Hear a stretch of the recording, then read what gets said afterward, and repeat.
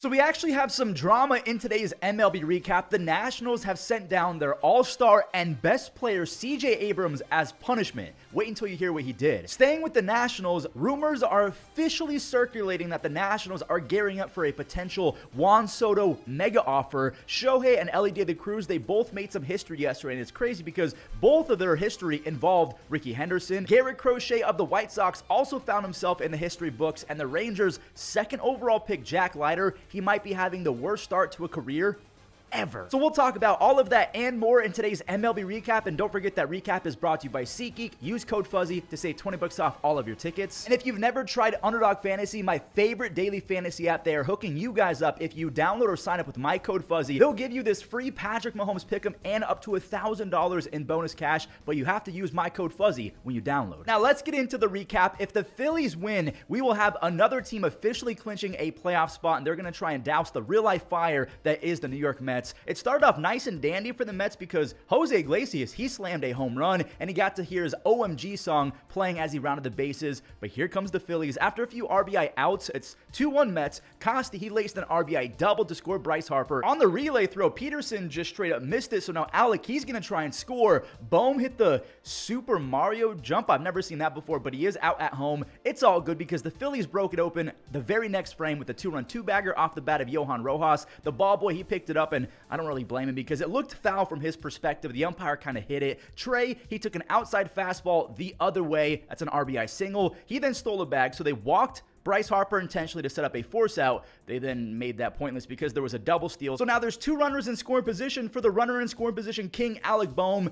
And yeah, that'll do it. It is so nice to see him back in that lineup. He missed a ton of action with an injury. He's only got 15 home runs, but because of a ton of doubles and a near 150 OPS plus with runners in scoring position, he's got 90 plus RBIs. Pete, that's a tough strike three call. That basically wrapped up this game as Bohm secured his fourth RBI. He's up to 94 on the season. JT made it mercy rule territory with a towering 2-run tater. That's his 13th home run, and the Phillies, they do their job. They're back in the playoffs. Atlanta needed that. They are taking on the Marlins. The Mets just lost. A win will put them one game back of the playoffs. Jake Berger, oh no, he placed it perfectly. He stung an RBI double just over the head of Jorge Soler, and then Kyle Stowers, he made it 2-0 quickly after. The Marlins ended up going up 3 in the first, but the Braves, they were able to muster a little comeback later in the third inning. A pitch clock violation loaded them up for Jorge Soler, who used to play in this ballpark, but not enough juice on that one. It's a sac fly. That's all they got in the third, by the way. Orlando, he socked a solo homer in the fourth. He's up to 17 on the season. He has 10 already in the second half. Connor Norby, he stole that run back. Literally, he walked. He then stole a bag. He advanced to third on a Jesus Sanchez ground out, and then he scored on a wild pitch.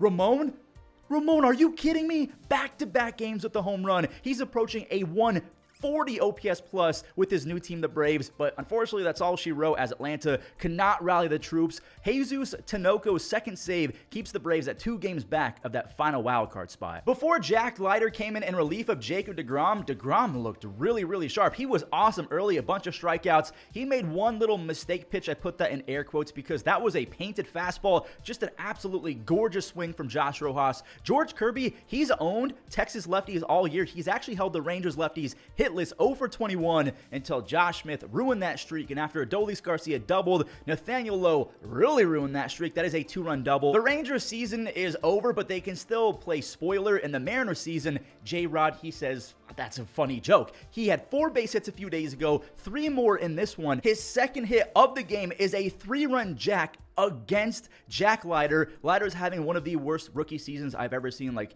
almost as bad as Shota Imanaga from last year. Wait, was that his name? I got completely confused on that one. It wasn't Shota, it was Shintaro Fujinami. There we go. J-Rod, he's at it again. His second Jack versus Jack. I gotta watch my words when I say Jack and yeah, okay, never mind.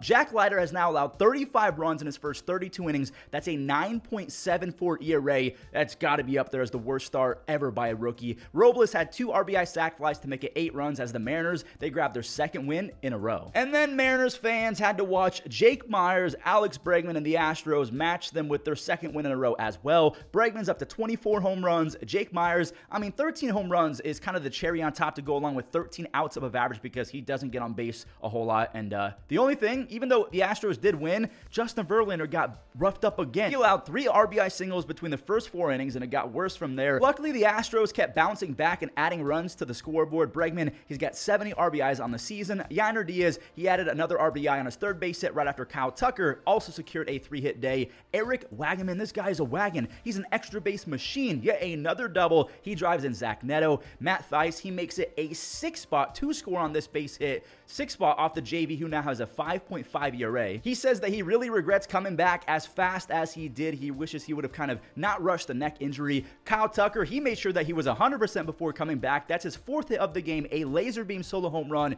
He has 21 home runs in 72 games and a 145 OPS plus since 2021. Kevin Pillar, he tagged his 8th home run, but Josh Hader, he came in and sealed his 33rd save. The Astros have won 2 games in a row. They're still 5 games back in the West. The Mariners, they're most likely going to have to catch Minnesota in the wild card. Garrett Crochet is looking for 200 strikeouts on the season despite being limited to 3, 4, 5 innings over the last 2 months. Crochet looked sharp early. He got to 199 strikeouts after a few punch-outs early. Musgrove was disgusting as well. They both struck out the side in the second. That's big for the Padres. If they can go Dylan Cease, Michael King, Joe Musgrove as a trio for a playoff run, that's really good. And then they got Yu Darvish as well. There's number 200 for Garrett. He ended up with 8 strikeouts over 4, just 1 base hit allowed. He has 203 strikeouts in 142 innings. We'll talk about his history in just a moment because Musgrove, he kept the Sox scoreless over 6. He just missed double-digit strikeouts, 9 on 93 pitches. He's in line for the W now because Jackson Merrill hit one just outside the reach of the diving Dom Fletcher. It's a 2-0 lead. Robert Suarez, he did allow a base runner, but no biggie. Just kidding. Big league hitters can catch up to 100. Lenyn Sosa is batting 400 his last 13 games. Padres fans were in disbelief. Nando, he came into this at bat 0 for 4 with 3 strikeouts, but thankfully he's got a short memory. He walks it off as the Padres win another ball game. And fun fact, if Garrett Crochet's season ends today, he will join Spencer Strider and Chris Sale as the only 3 starting pitchers ever to have 200 strikeouts in a season where they didn't even throw 150 innings. 24 hours after making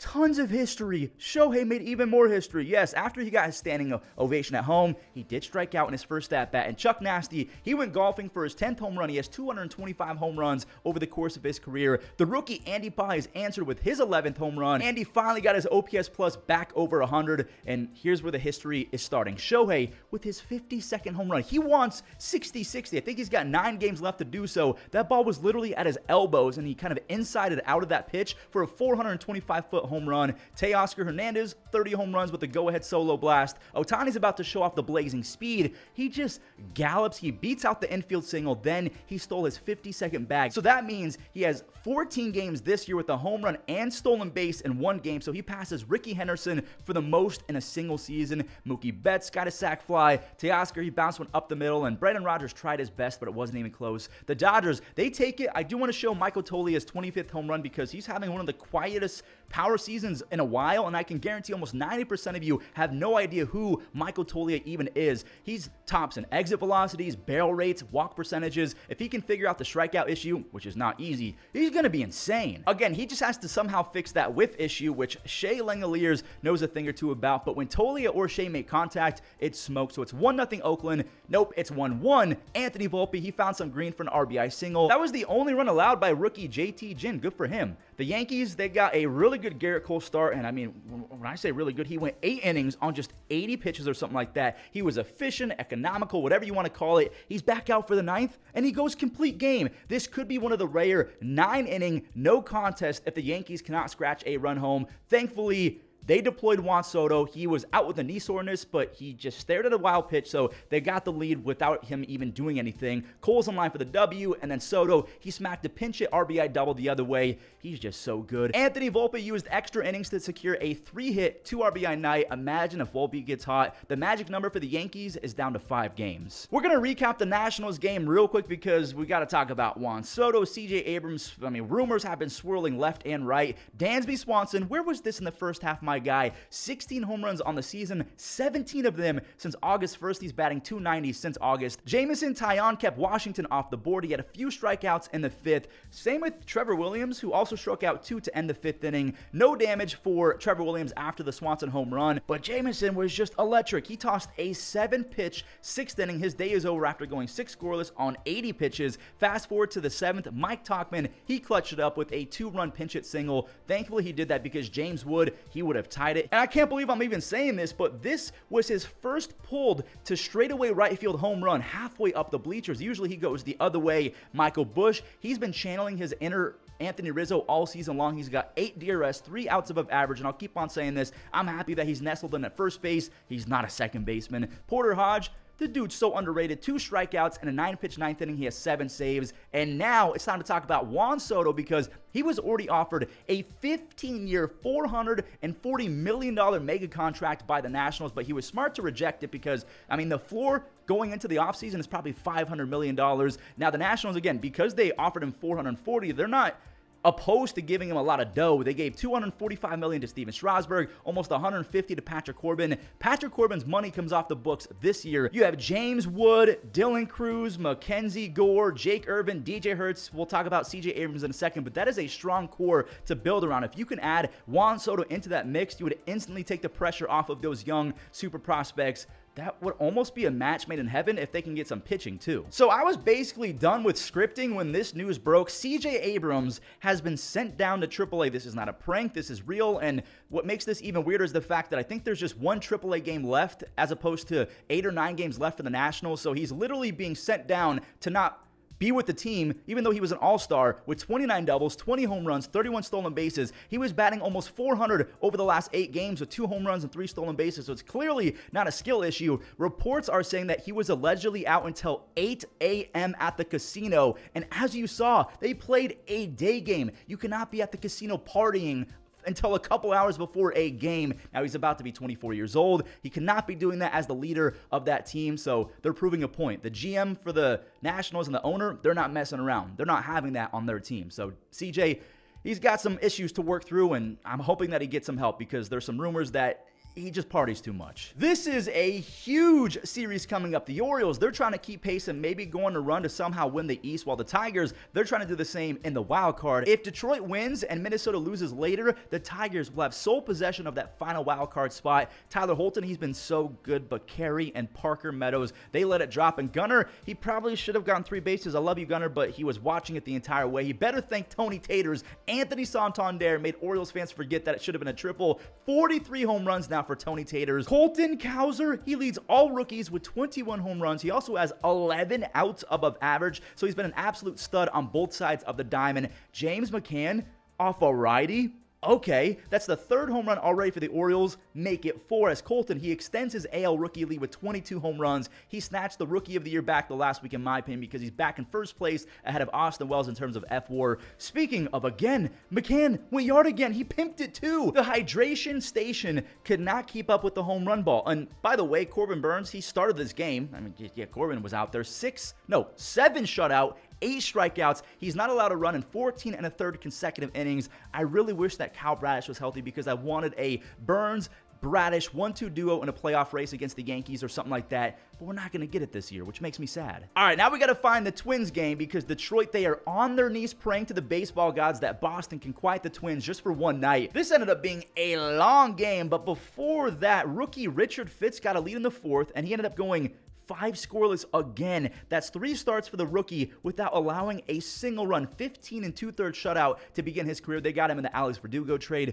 He's a big boy and he's great at missing barrels. Now, the Twins did tie it in the 7th with a Correa groundout, but we're going to skip to the bottom of the 7th. Cole Sands, I mean, this was the theme of the game. The bullpens for both sides were electric. Sands stranded a leadoff double with 3 strikeouts. He has a 11.5 strikeouts per round. He and Griffin Jax have been so much better this year. Farland was disgusting as well. A little flip to save a run in the 10th inning. Then he unleashed a 98 heater. Both squads, again, they were just filthy when it comes to the bullpen. They were trading strikeout after strikeout after strikeout. But the Twins, they have a dude named Blewett, Scott Blewett. past everyone. The 12th ended up being the difference as Larnack, he had an infield RBI single. Matt Wallner, same thing, an RBI single. And yeah, Griffin Jax, his monster season continued with yet another save. Sorry, Tigers fans, that was a rough day. So the Twins are back to one full game of the Tigers in the wild card, and now they're just one game back of the second wild card spot because the Royals have lost 5 games in a row. Elliot Ramos, he secured an RBI on a swinging bunt. He was a home run away from the cycle, by the way. The Royals tried their best to rally in the second inning as Adam Frazier had a sac bunt, but Garcia, he had a hit stolen by a perfect shift, and then Isbell, he went straight to Grant McCray, so the inning's over. Here's a double for Elliot Ramos. He had a triple in his second at-bat, so again, he was a home run away from the cycle.